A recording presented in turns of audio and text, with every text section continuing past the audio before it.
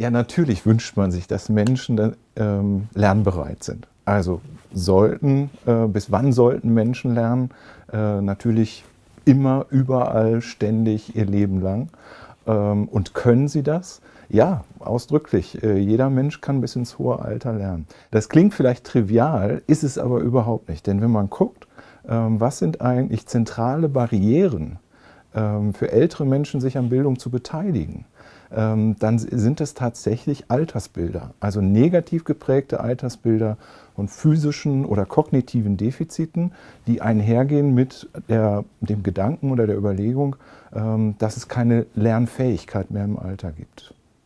Well, in principle, there's no reason why not, and there's some very good evidence that learning in older life helps to protect your cognitive capacity and prevent it from declining quite so rapidly as it otherwise would. So there are very good reasons to continue learning, and there's no particular reason why not. But in practice, as Professor Schemmann has just said about participation, participation nosedives after people retire. So a lot of the opportunity structure in lifelong learning is concerned with the workplace and is based in the workplace.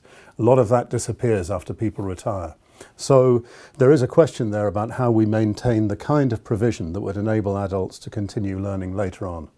So there is a question about how, in a complicated society where decisions are often taken in ways that aren't so transparent, how we enable citizens to feel in any way close to the decisions that affect their everyday lives.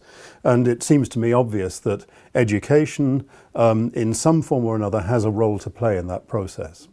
Active citizenship is really about taking an active role with respect to the decisions that affect your own life, but also the community, and the role of adult learning within that. Historically, adult education institutions arose during the democratic phase in Europe. The process of democratization and nation building was when the adult education institutions started to develop in their modern sense.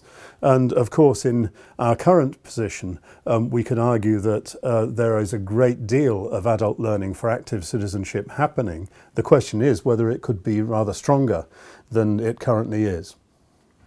Guckt man auf die individuelle Beteiligung, die Bereitschaft, sind die Bedingungen im Moment sehr günstig. 9 von 10 europäischen Bürgern, sagt das Eurobarometer immer wieder, stimmen der Aussage zu, lebenslanges Lernen ist wichtig. Wenn man da guckt, wer macht's, bricht sich das etwas. Da sind wir in der Bundesrepublik in etwa bei 50%. Das heißt also statistisch, jeder Zweite nimmt an Erwachsenenbildung teil. Wenn man dann aber weiter differenziert, dann sieht man, dass doch nochmal größere Disparitäten innerhalb der Bevölkerung aufbrechen. Man sieht etwa, das ist das, was wir in der Wissenschaft den Matthäus-Effekt nennen. Das heißt, Matthäus eben aus dem Evangelium, denen die haben, wird weitergegeben. Also hohe Bildungsabschlüsse erhöhen die Wahrscheinlichkeit, an Weiterbildung teilzunehmen.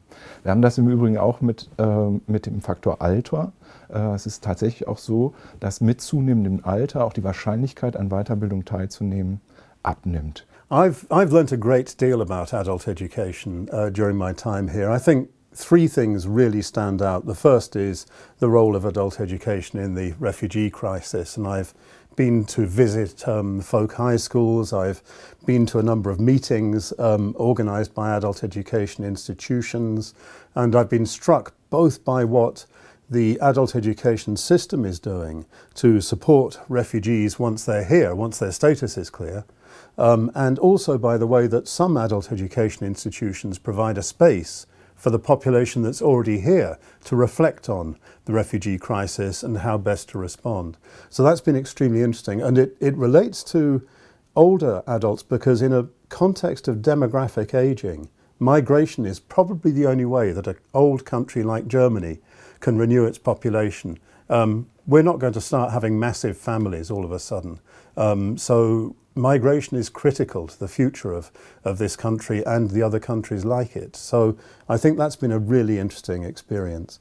The second has been the relative, it seems to me, strength of the public institutions of adult education. I'm particularly thinking here of the Volkshochschulen, but also of the katholische Bildungswerk, a lot of the smaller institutions. The publicly provided adult education system is a strong one, and it seems to me that's very much to be both welcomed, but also it creates an interesting context for research. And the third thing I think that has really struck me is a relative weakness so far in Germany, which is in the adoption of digitized forms of learning. MOOCs are relatively underdeveloped here.